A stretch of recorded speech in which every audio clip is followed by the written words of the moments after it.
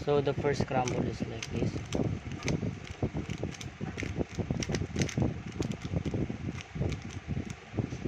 So dito, so then rotate tayo. So rotate tayo sa buffer.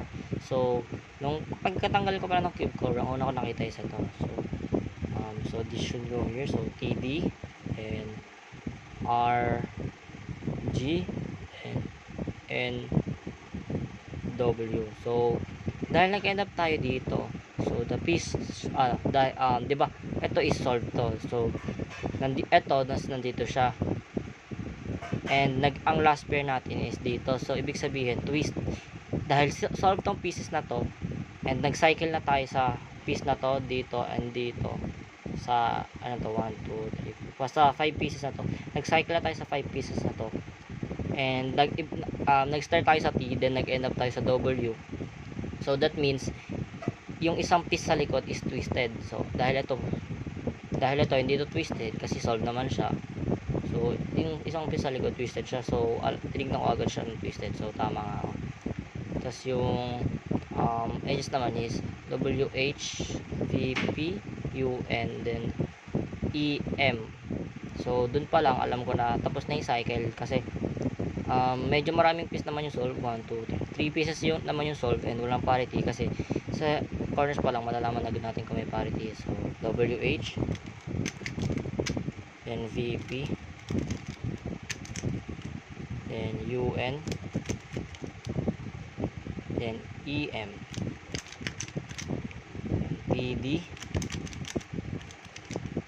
RG. Dito medyo nag-fumble ako dito kasi imbis na R prime U2 yung magawa ko, R prime dito yung nagawa ko. So yun, sayang. So RG and NW, then twist. Ayan.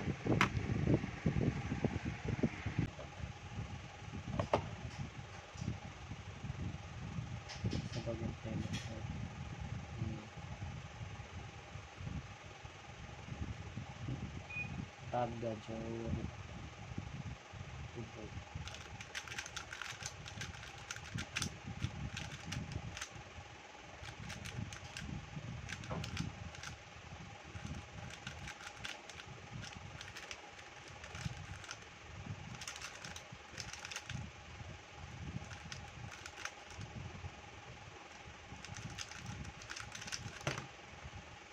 So yung next scrum is ganito.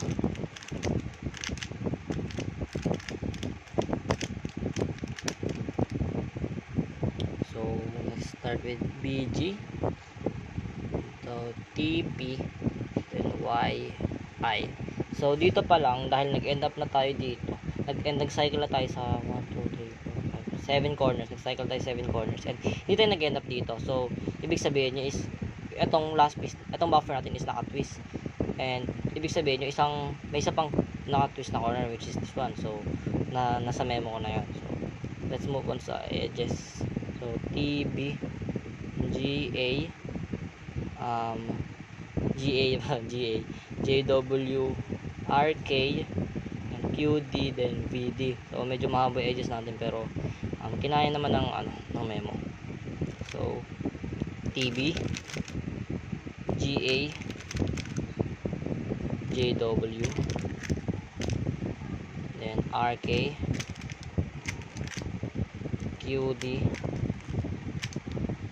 then VD. So next naman is yung natin, yung edges, yung corners. So BG, then TP, then YI, then twist corners.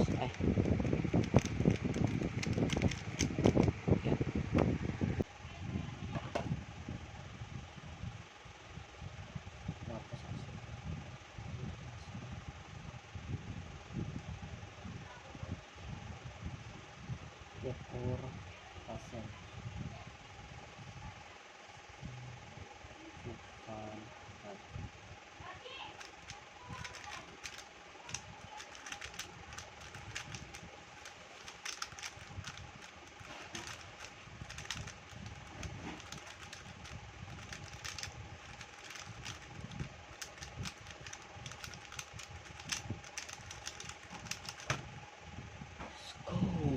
So, yung last scramble, ito.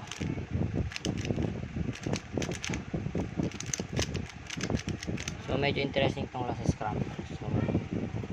So as you can see, twisted agad yung buffer natin. So, I usually start, pag, ang first pair ko is buffer. Ay, kapag solve na yung buffer, usually nag-i-start ako dito. Is either here or here.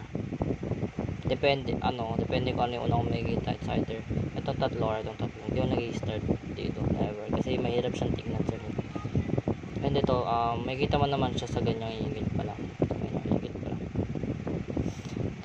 So, nag-start ako sa PA. So, PA, then IP, so new cycle ulit. OB, then SSO. So, nag-end na yung cycle. So, that is 2 cycles. Then, ibig sabihin, dahil sa first cycle, pumunta tayo dito and nag-end up din tayo dito. So, ibig sabihin, twisted pa rin tong piece na to. And sa second cycle, nag-start tayo dito, then nag-end din tayo dito. So, ibig sabihin, twisted pa rin tong corner to. So, ibig sabihin, may isa pang twisted corner, which is this one. So, yun. Then, sa edges naman is YP, UR. So, twisted tong piece na to sa UR. So, nag-TA ako, TA. So, ibig sabihin, itong piece na to, itong green nandito siya sa T, and yung white nandito sa N. So, TA, then SN. So, dahil nag-SN tayo, ibig sabihin, ibig sabihin, hindi na nakatwist to, itong buffer natin. So, then, from this point, parang binvisualize ko na lang to kasi, parang yun nga, dahil nag-end up na tayo sa cycle natin, and so, hindi naman na-twisted to. Then, dito, 4 pieces na lang natitira, which is ito, then ito. So, dito, parang nag-visualize na lang ako kasi, parang lang siya, 3 cycles na lang siya, which is, parang, pwede siyang gamitin ng, ng floating, I think. And, hindi pa naman ako mag-float, so, visualize ko na lang tong 4 na edges. So, start tayo sa edges. So, YP, UR, TA, SN. Ayan yan. So, dito nagsimula na ako mag-visualize. So, alam ko na pag pumunta ako dito, parang kumaga ito swap tong dalawa, then mag-swap din tong dalawa. So, yun yung nasa utak ko. So, FV, then FB, then EB. So, PA, then IP, then OB, SO. Then ito tayo then last is twist.